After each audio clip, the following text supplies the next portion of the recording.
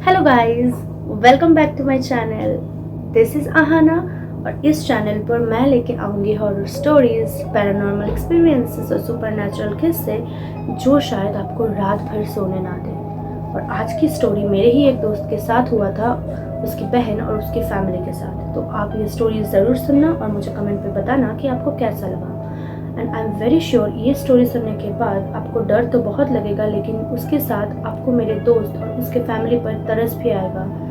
एक छोटे बच्ची का जान चली गई इस हॉरर किस्से में, और सब कुछ ख़त्म हुआ मेहंदीपुर बालाजी जाने के बाद। शायद वो लोग अगर ये स्टेप कुछ दिन पहले लेते तो एक बच्ची का जान नहीं जा रहा होता। गाइज, आपको भी अगर ऐसे डरावनी कहानियाँ भेजनी हो तो मुझे इंस्टाग्राम या फिर ईमेल पे भेज सकते हो, मैं इधर डिस्क्रिप्शन पे दे दूँगी। और अगर आपके पास ये दोनों नहीं है तो you can just right in the comments. तो गाइस, चलो शुरू करते हैं, स्टार्ट द वीडियो।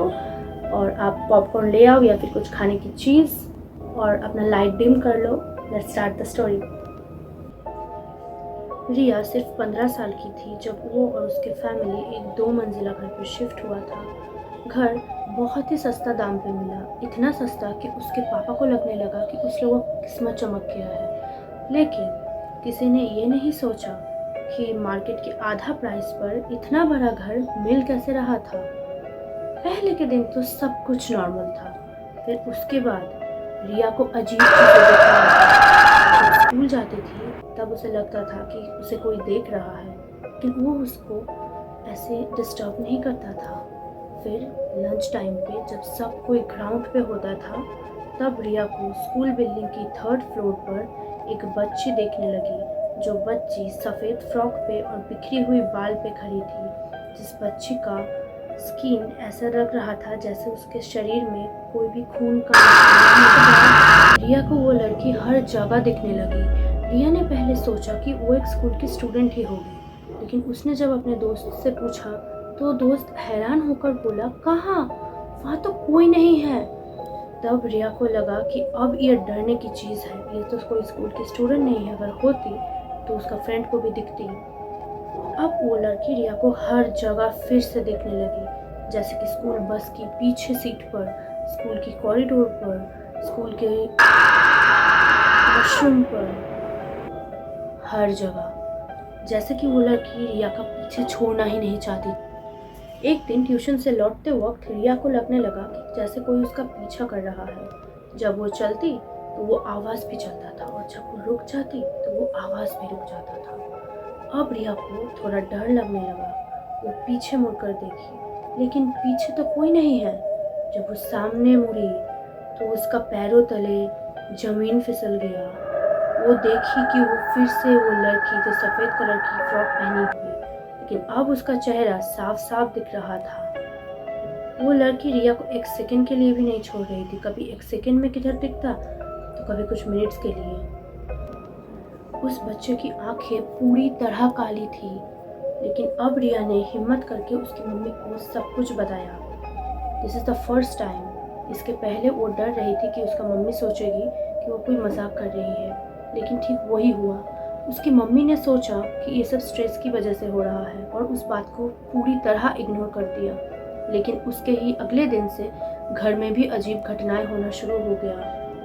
रात में किचन के बर्तन अपने आप हिलने लगा। बच्चों के कमरे से किसी बच्चे की बहुत जोर जोर से हंसने की आवाज़ आने लगी, और सुबह उठने पर एक छोटे से बच्चे को हाथ के निशान मिलता। ये सब होने के बाद उसका मम्मी भी थोड़ी थोड़ी डरने लगी। उसकी मम्मी को लगा कि रिया झूठ नहीं बोल रही थी, सच में कुछ गड़बड़ी है। फिर एक रात ठीक 3 बजे उसकी माँ की नींद खुली।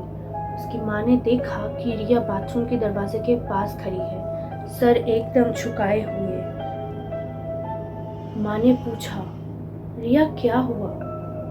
कोई जवाब नहीं आया। जब माँ पास गई, रिया ने धीरे से अपना सर उठाया। उसकी आंखें पूरी काली थी और उसके होठों पर एक अजीब मुस्कान थी।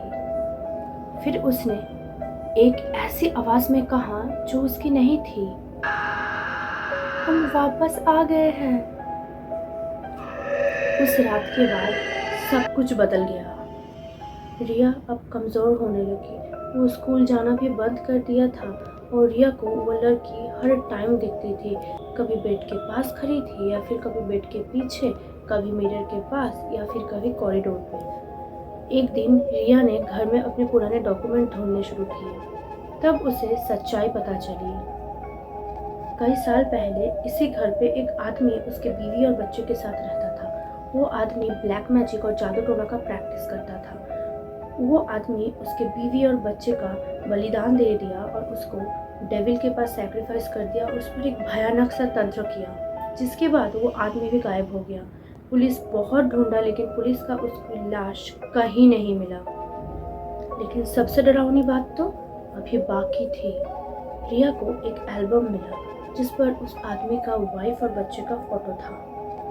रिया ने जब वो फोटो देखा ना, उसका हाथ ऐसे थर थर कांपने लगा। वो वाइफ तो वही है जो उसको एक टाइम स्कूल में पूछा था कि उसका बच्चे कहाँ है, देखा कि नहीं। तब रिया ने उसको नॉर्मल ह्यूमन समझ कर इग्नोर कर दिया और उसके बारे में कभी सोचा तक नहीं। लेकिन बच्ची, ये तो वही है जिसको हर टाइम दिखती थी, जिसकी वजह से आज रिया का ये हालत है। इस सब के बाद रिया अचानक से गायब हो गया। रिया का मम्मी पापा उसको बहुत ढूंढने लगे। बहुत ढूंढने के बाद उसके फैमिली को दिखा कि रिया का दरवाज़ा तो अंदर से लॉक हुआ है। वो दरवाज़ा तोड़ा और देखा कि उस दीवार पर उंगलियों से लिखा हुआ था, अगली बार मेरी बहन की बारी है। लेकिन ये देखने के बाद उसकी फैमिली पूरी तरह टूट चुका था। उस लोगों के पास कोई ऑप्शन नहीं था सिवाय मेहंदीपुर बालाजी। फिर वो लोग उस घर को छोड़ दिए और एक छोटा सा, बहुत छोटा सा घर पे शिफ्ट कर गए, क्योंकि उस लोगों का हर पैसा वो लोग उसी घर पे लगा दिए थे। लेकिन फिर उसके बाद वो लोग मेहंदीपुर बालाजी गए और अब सब कुछ जाके नॉर्मल हुआ। लेकिन उसकी पहली डॉटर तो चली गई। गाइस, आपको ये स्टोरी कैसा लगा मुझे ज़रूर बताओ, और अगर आपको अच्छा लगा हो तो ये वीडियो को ज़रूर एक लाइक कर दो और सब्सक्राइब कर दो। उसके बाद बेल आइकन हिट कर देना, तो फिर मेरे सब वीडियो आपके फीड पर आ जाएगा। Bye guys, take care.